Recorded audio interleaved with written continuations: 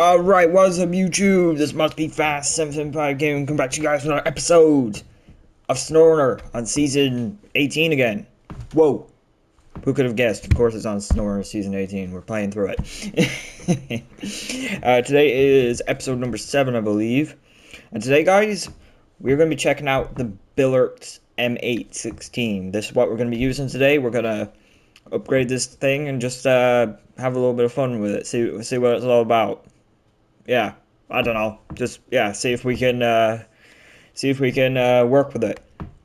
And I think in the next episode we're gonna look at the R230. We're gonna do the Billert first here though, because there's some stuff that I'd like to. Well, there's one mission at the very least that I would like to get done on this map because it seems to be locking a couple of things, and it's this one here, signal all around. Essentially, we have to go to a load of towers and deliver materials to them. And because this map has a lot more, like paved roads than the other map, I feel like this is kind of the better suited map to use the Billert on. It's probably where we'll see more of its skills shine, I guess. I mean, we want to use it off-road, obviously, but it is a highway truck, so I'm not going to expect the best performance out of it or anything like that. But we'll get a little bit more into the stats here, its actual stats here in a moment. But yeah, this thing could actually be. I don't know if this mission is going to be that great to do. It's not going to be fun to do because if we try to do it only with the Billert, that we're definitely going to hit a snag somewhere where we're going to have to be like double backing on ourselves and going back to certain either the factory or the warehouse. And I don't want to have to go back to either of the pickup points. That's just the way I am. I'd like if I could just pick everything up, drive to the place. But yeah, I'm not really sure how this is going to go. But we'll see here. We'll see here. I would rather, just drive the Billert here for the entirety of the episode. But I'm not sure if that's going to happen. But like I said, we'll just see what happens. Anyways, what we're going to do here is we're going to start off looking at the engines. We got a bunch of custom engines. I don't really know what the overall differences are between these engines. We got something called the KTV 680, the KTV 9730, and the KTV 14890.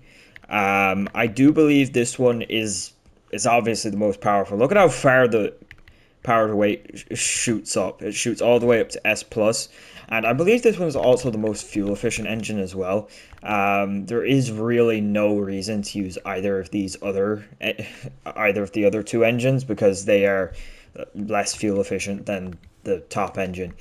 I was actually looking at the gearboxes here off camera, and this thing has some really interesting gearboxes. All the gearboxes are specific to this vehicle as well, by the way. So the special box, we saw this one in the the last episode when we covered this thing.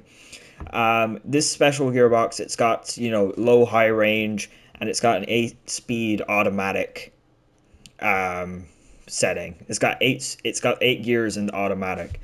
Then we go to the high range here, and I'm just gonna jump out the garage here. This is a 12-speed automatic box. It's got low, minus, and high range. Then if we just hop back into, or just recover here, and we go to this and we put in the highway box. High range highway. Everything about this truck is just a highway. This thing has 10 speeds, so not as crazy in the automatic, but it has low and low plus, and high range again, obviously. So this thing is really oriented to be a highway vehicle. Like, there's no question about it. And because I'm crazy, we're going to use the 12-speed one. Because that sounds like a good idea in my mind, and I can see absolutely no reason why that would backfire in any way, shape, or form. It's not like this game like really hates it when you drive your truck too fast and the physics start to break or anything like that. It'll be fine, hopefully. Yeah. So, anyways, after that we have stock and raised. what more could you want? That's literally like pretty much every truck in this game. There's except for a few trucks which have a few extra options or don't have raised suspension at all. There are a few trucks that just only have a stock suspension type. But anyways, getting off topic. Yeah, you can see we have a lot of your standard kind of tires here. We have your highways, the Jats, and the HMDs. We got 49 and 46 and 49-inch options. Then down into all-terrain, we got our Jats, we got our HIB custom tires, which are,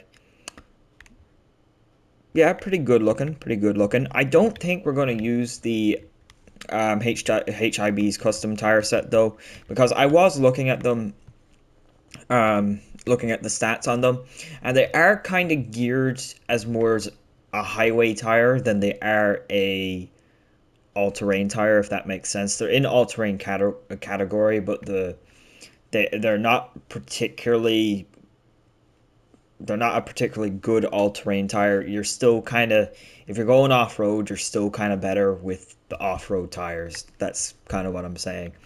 Yeah, and like we have our chains and we have our off-roads. No whatchamacallit, no mud tire option, which makes sense. It's a highway vehicle, but the fact that we have the option of OHD is very nice. Then winches, that's self-explanatory enough, just your standard array of medium winches in there. We have engageable diff lock, we're going to stick that on. We've got our snorkels, which are like this is the stock one, so the modified ones, I think both the modified ones might be slightly lower than the stock one.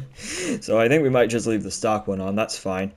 And then, yeah, all-wheel drive axle in there. And then we have our frame add-ons, which we can't really expect too much out of this thing. As you can see, it has not much in terms of frame add-ons at all, really. It's mostly due to the fact that it's, yeah, got a very short frame. It's not a long frame at all.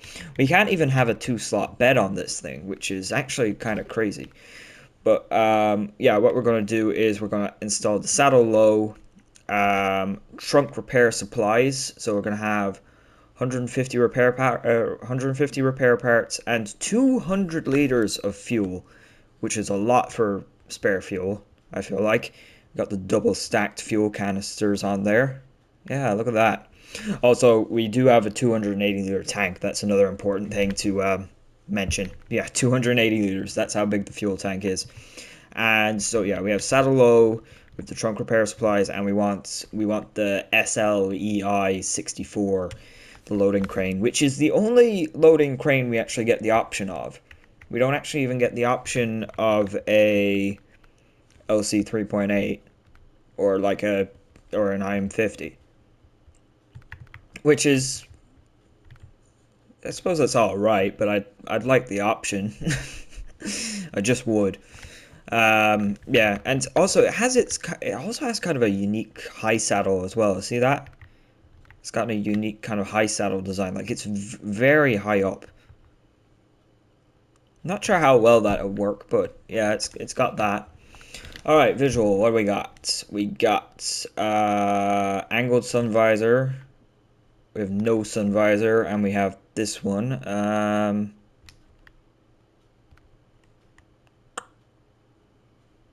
We'll go with the dark slant, I think. Yeah.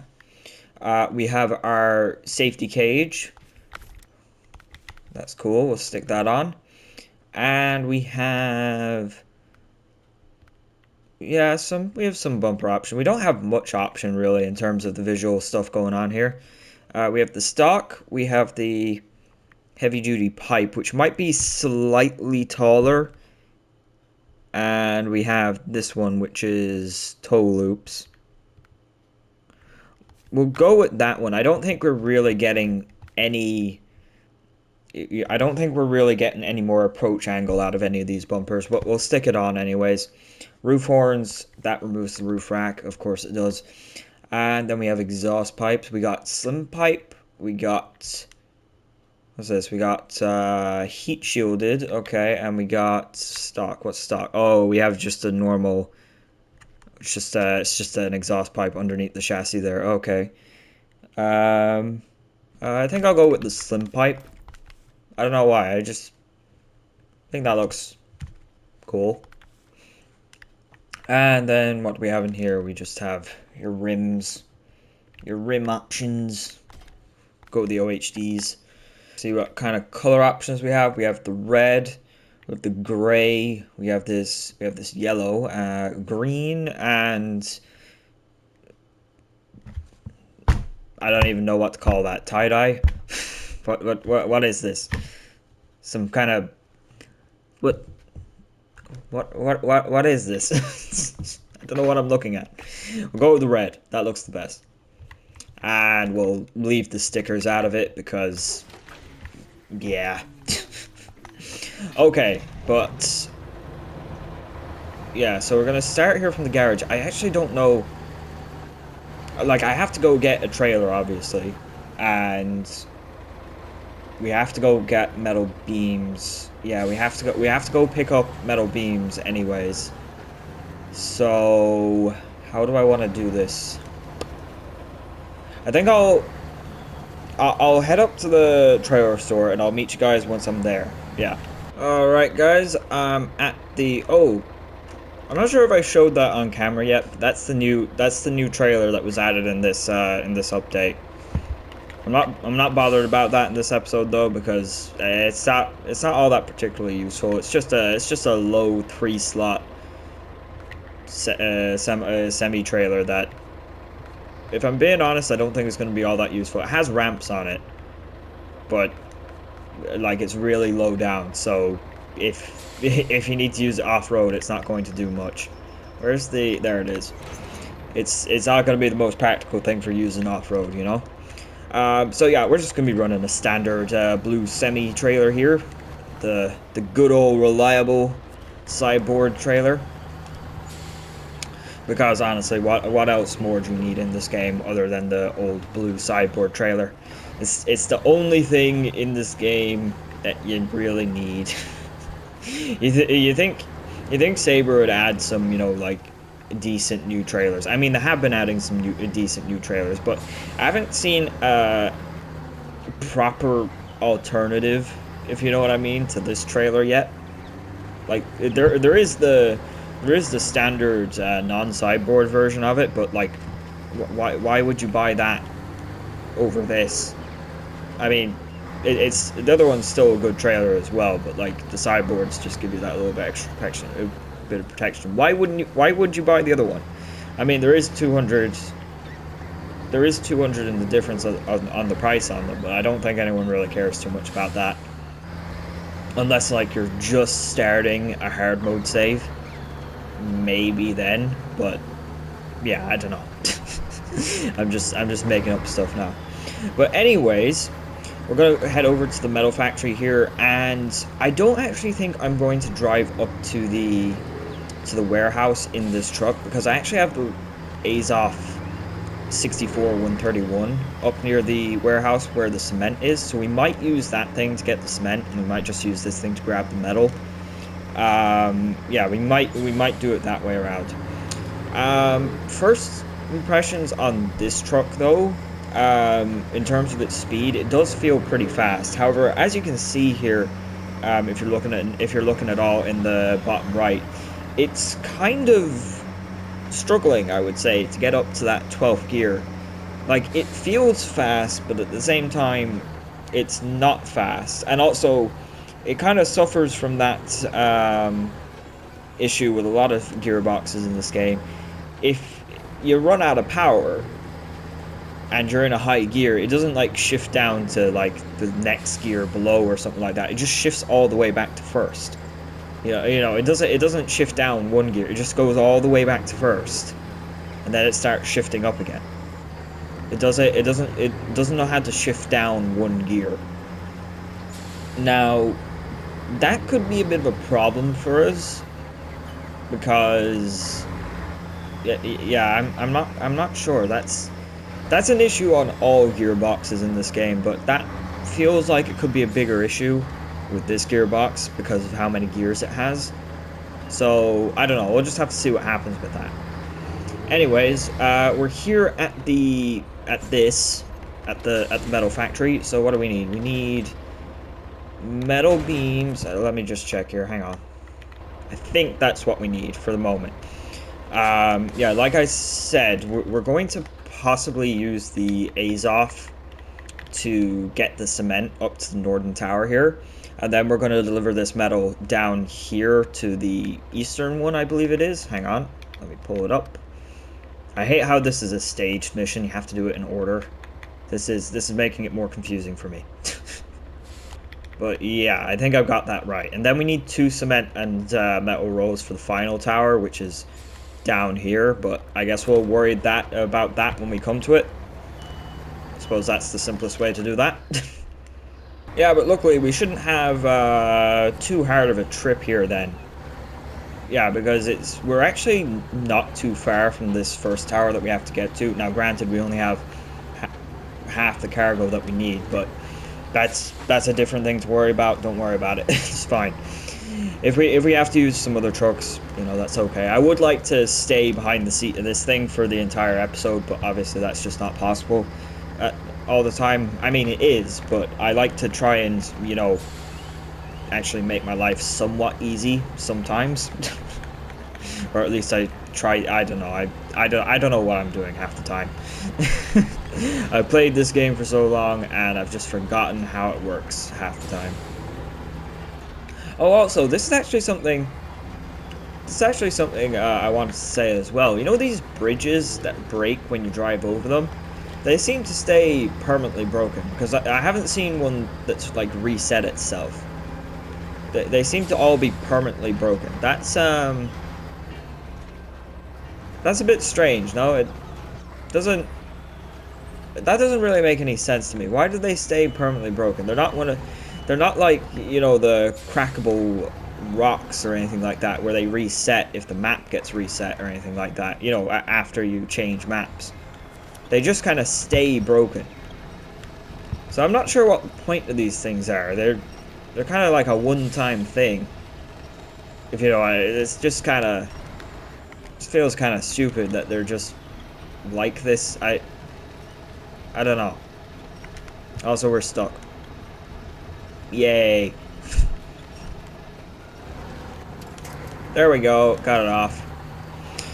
But anyways, getting into some of the actual stats about the truck.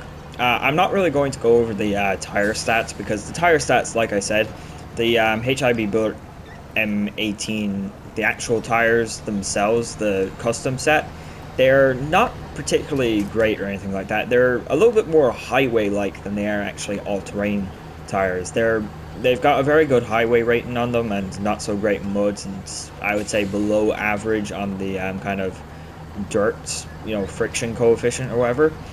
The one interesting thing about this truck's tires, though, is that it is an odd weight. They are 220 kilograms each per tire, and the rears are doubled or whatever, so they're 440. I don't actually know exactly how that works. I believe what that actually translates to is it's 220 kilograms per visual tire. I'm pretty sure that's what that translates to. I don't know exactly how the tire weight system works, but essentially the idea behind the tire weights is the more weight you have in your tire, the more grip your tire can have. But then the heavier the tire as well, the more power it's going to need to be turned in order to turn the wheel, which is something that's actually on my mind as well, because this thing isn't particularly powerful. It's just not. It's average to low average at most. I'd say low average power at most. It's not an extremely heavy truck though, so that's the reason why its power to weight is actually quite good. That's the reason why it's got that S plus power to weight ratio. which actually we only have an A plus power to weight ratio now, and that's purely because of the crane on here, I would say, because that, yeah, the cranes always bring down the power to weight. So yeah, and just to put it into perspective, this thing has 182,950 torque. It's a very weird number for some reason, but then again, they seem to be having weird power numbers more and more often in the game now. I don't know why. They're just making weird power numbers. They're not even numbers anymore. But that 183-ish, we'll say 183,000 torque, so it's about the same amount of power as the 2600 TTA, for example, which is an engine that's found in a lot of the heavy-duty American trucks. It's not it's not the most brilliant engine or anything like that. It's a good engine, I would say, the 2600 TTA, but it's not the most efficient thing in the world or anything like that. It's a decent engine though, but it's not a top spec engine by any means or anything like that. The 2700 or indeed the 2900 TTA are kind of the top engines, or the 2850 TC if you have the if you're in one of the Western Star like 49Xs or 47 or the 47Xs or the 57X. Yeah, if you're in one of them specific vehicles, the 2850 TC I believe becomes the best option.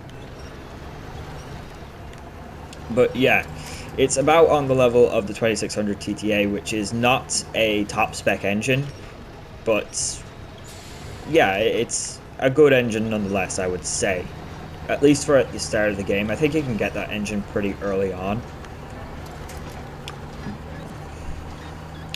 And then in terms of weight, this thing weighs 10.3 metric tons in the game. So it's about the same weight as the International Paystar 5070, I believe. The Paystar 5070.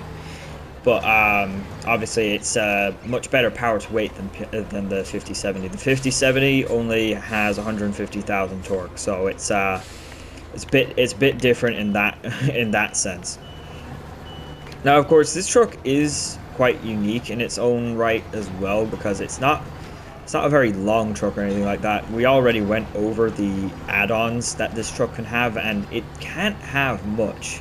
It really can't. It's a low enough amount of add-ons. It's, yeah, I don't really know what to say about the add-ons. I feel like it could have it would be better if it had more, obviously. Like I said in the garage, I would like if it had come with something like the LC 3.8, if we had a little bit more option with the cranes, or like the IM50 if it had gotten some other cranes. But they seem to be kind of leaning into this the banana crane a little bit more.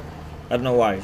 More trucks are just getting it, and yeah, we don't have the option for anything else on this truck. So yeah, and but that being said, like, its add-on combinations aren't bad. It's just limited. Obviously, we can have a repair body if we want, and we can also have a log crane with a long log carrier.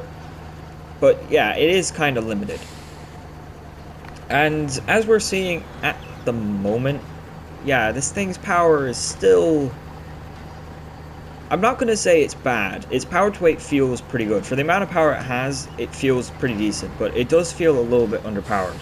Now, I'm not sure if any of that feeling is translating through the gearbox, because obviously, like I said, we've got 12 automatic gears, so assuming first gear is like an extremely slow speed on this truck, which I don't know exactly, because I've never dealt with a gearbox that's got 12 automatic gears in this game before. What's the next best gearbox in terms of automatic gears? I don't actually know, because I could have swore it was always 8. I could have swore it was. But yeah, I don't really know what much more to say about this thing. It's very unique, but I don't know if it's necessarily good, if that makes any sense. Okay, but that's one metal beam delivered there, so now we have to go get that other cement. And yeah, we're gonna have to leave this thing here for the moment. I think I will fast forward the bit with the Azov here.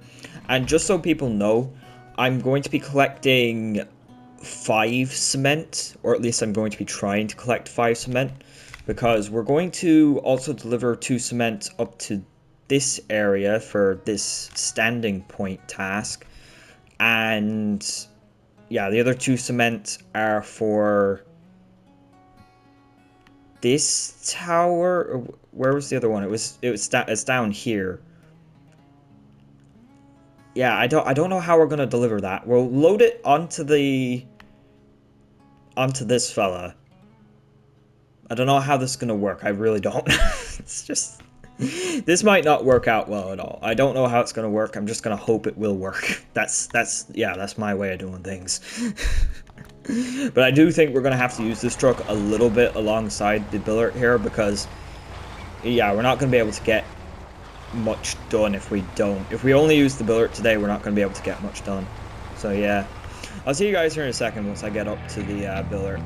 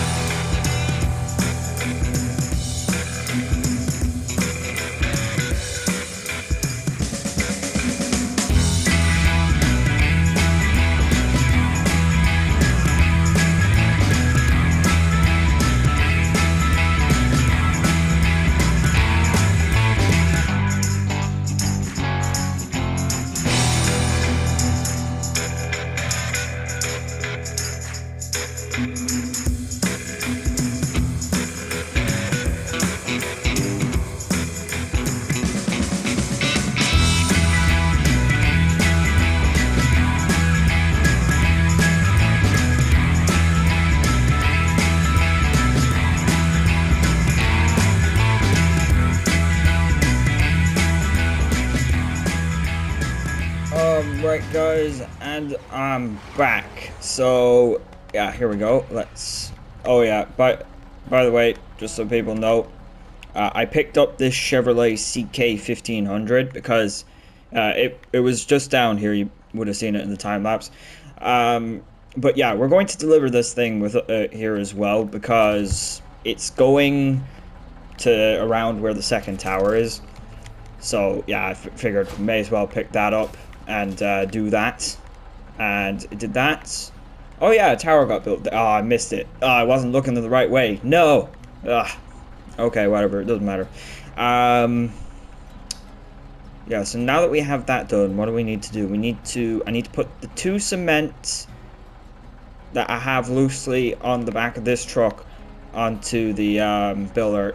And I think I'm also going to put the Chevrolet onto the Billert as well, if I can figure out how to make that work. It should work. We'll try here anyways.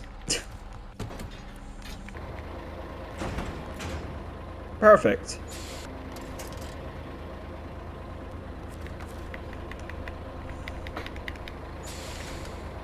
Okay, we have it up there. It's packed. It's ready to go. We'll store this crane there. That's perfect. And yeah, I suppose we'll just continue on here with the HIB Billert. Heading down towards the other tower here. How do we get to it? We have to go to here. Was it one metal beam and one metal rope? Yeah, that's what we have with us. Okay. So we're gonna have to go down here through the sawmill. And have to go down around this way, which we haven't been down this way before, so I don't know if this is gonna go well or not. Actually, we could just use this other road. That road looks smoother, to say the least. We might do that, actually. Yeah. We have to be smart about this, you know. We have to use our brain. Or something, I don't know. We have to I don't know.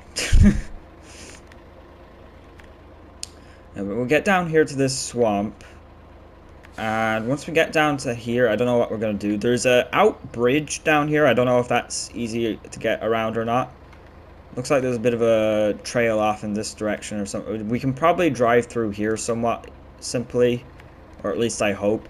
But yeah, if we get down around here, we're fine. And yeah, then the Chevrolet has to go. Where does the Chevrolet have to go? Where is it? It's here, I think.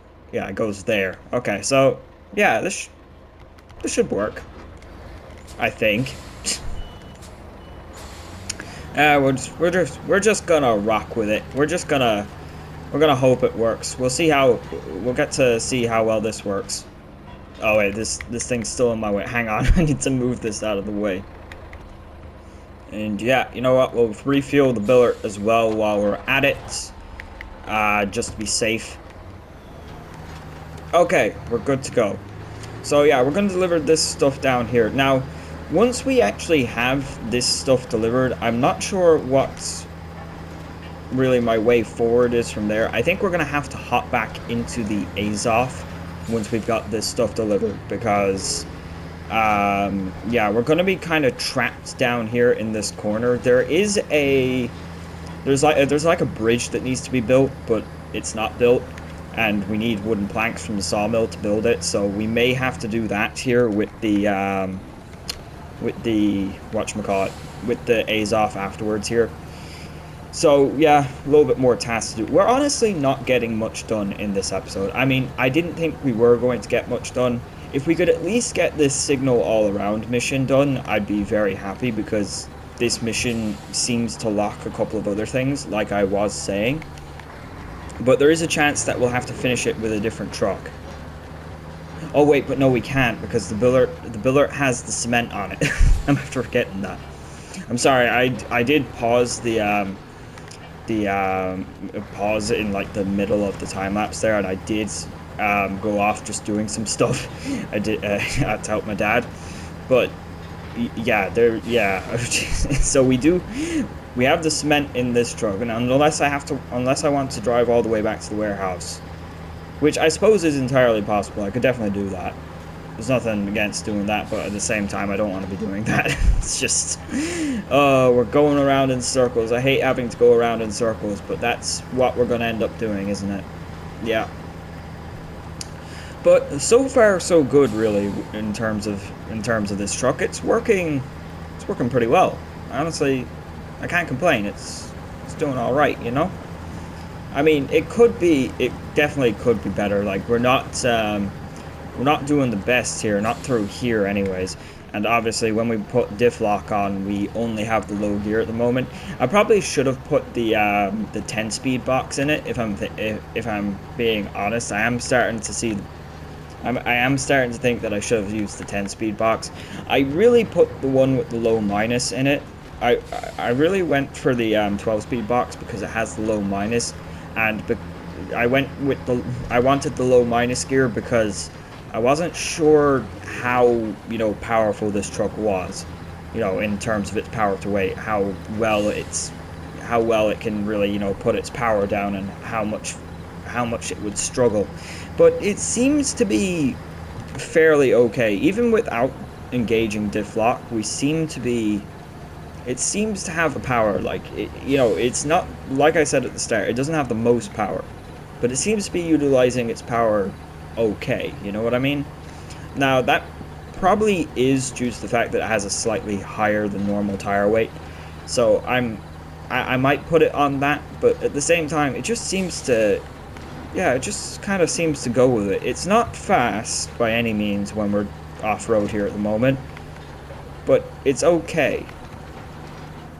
And I don't know, yeah, we're not really able to pick it up into high gear at the moment. I do think that's probably because of the amount of automatic gears that this thing has.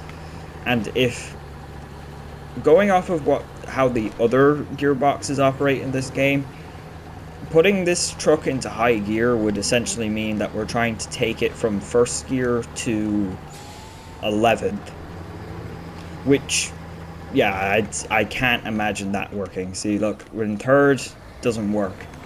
Like, if you were in third in an off-road box and you put it into high gear, that would be fine, because off-road box, third gear, well, you only have 4 automatic gears. Like, third gear is basically all the way there anyways. But yeah, it is a bit of a strange vehicle, this thing. I actually kind of like it.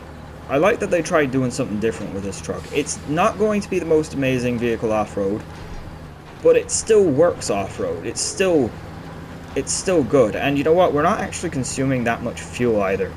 It's pretty efficient. We got a 280 liter tank, and we still got plenty of fuel on the top of the truck as well, if we need it.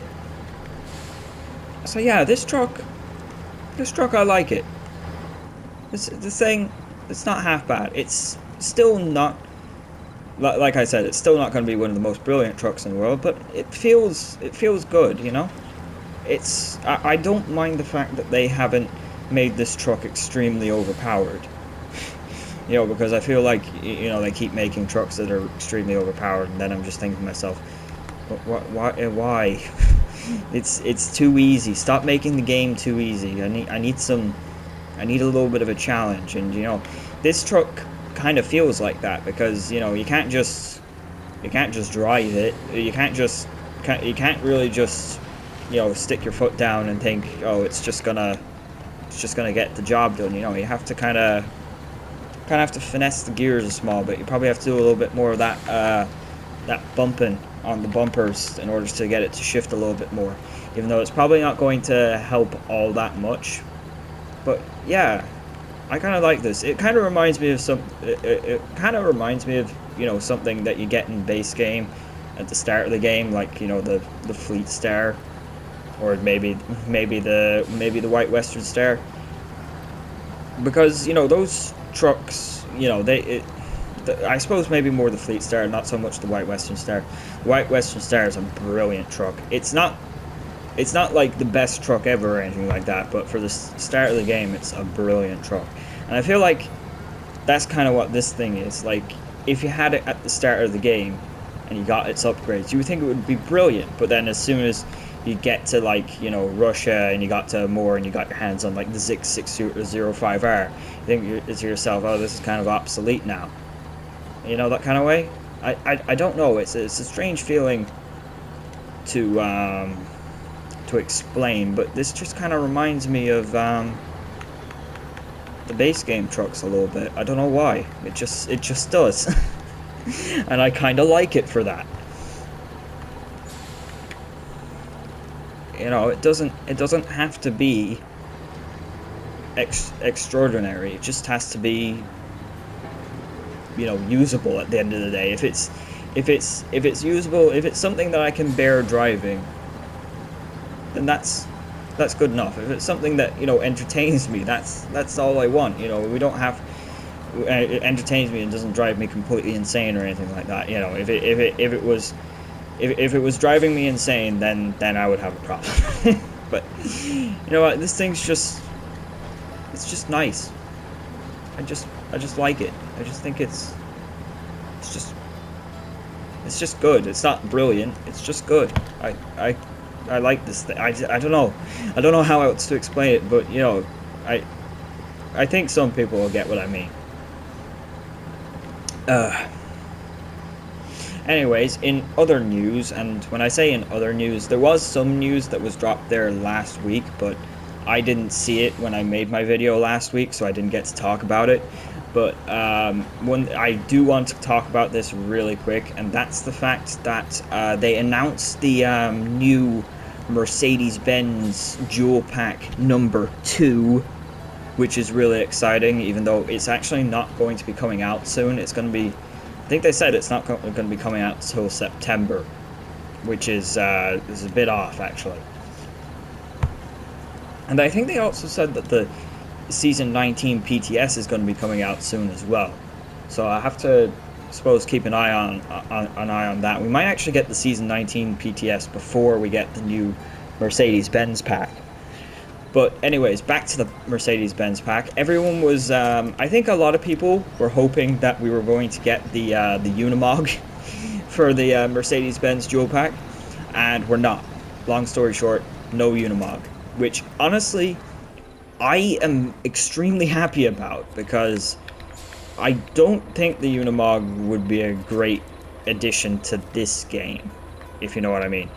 in Expeditions, which it got added to Expeditions good a while ago, I think now. I don't remember how long it was, how long ago it was, but I think I did do a video on it. I think I did. I kind of stopped messing around with the Expeditions and the roadcraft stuff though now. Even though I still play them from time to time off camera. But, yeah, the Unimog. Yeah, like the Unimog was a good vehicle for Expeditions, I would say, because, you know, it's kind of a lightweight, good kind of support truck. And I'd say it would work well in that sense in this game as well.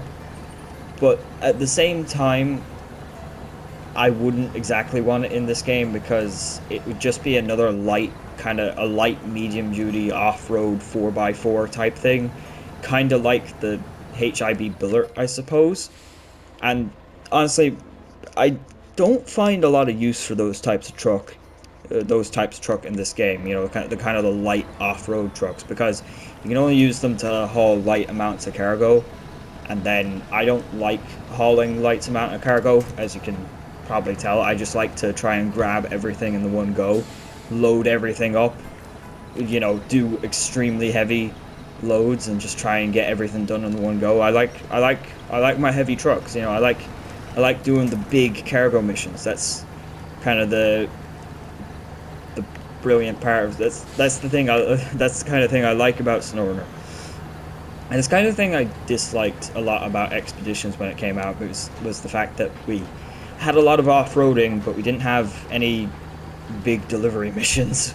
Even though I knew I wasn't going to be expecting much out of Expeditions in that sort of sense. It's not SNOWRUNNER. Expeditions is a completely different game. But anyways, back to the actual Mercedes-Benz Pack 2. Like, I don't know, how did I completely sidetrack myself there? I don't know how I did. Also, it looks like we can drive up here. We don't have to drive all the way around. Yeah, back to the actual Mercedes-Benz pack.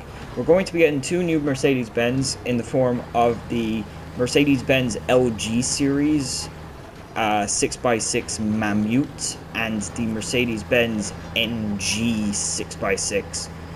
Or at least I think it... I don't know if it said NG 6x6. I think it just said NG. But, yeah, I have to read the thing again to be honest, because the LG, it's an LG and it has like a 4-digit number, and the NG also has a 4-digit number after it. I think it was like 3850 or something for the NG.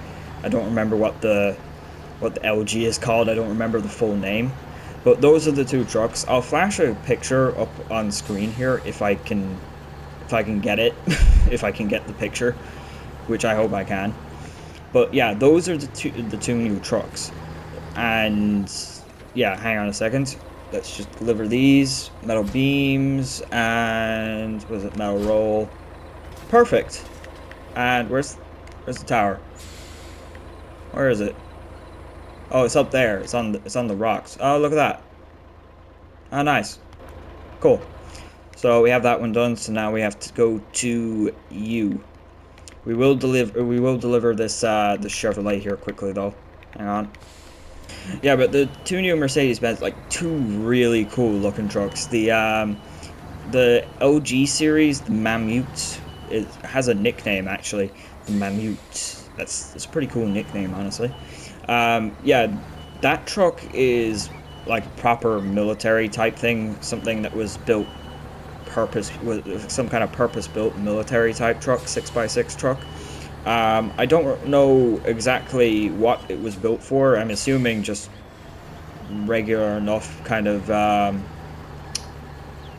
suppose, yeah, military transport type stuff. I don't know.